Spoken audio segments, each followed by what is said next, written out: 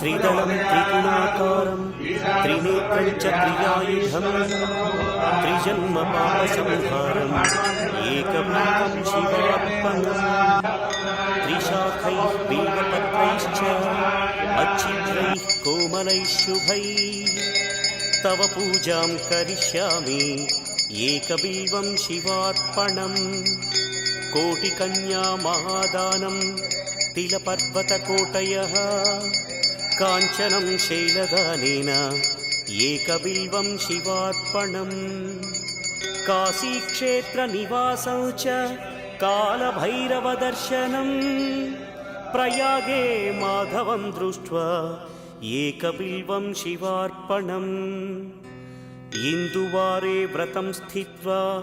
निराहारो महेश्वर नक्तं हौष्यामि देवेश एकबिल्वं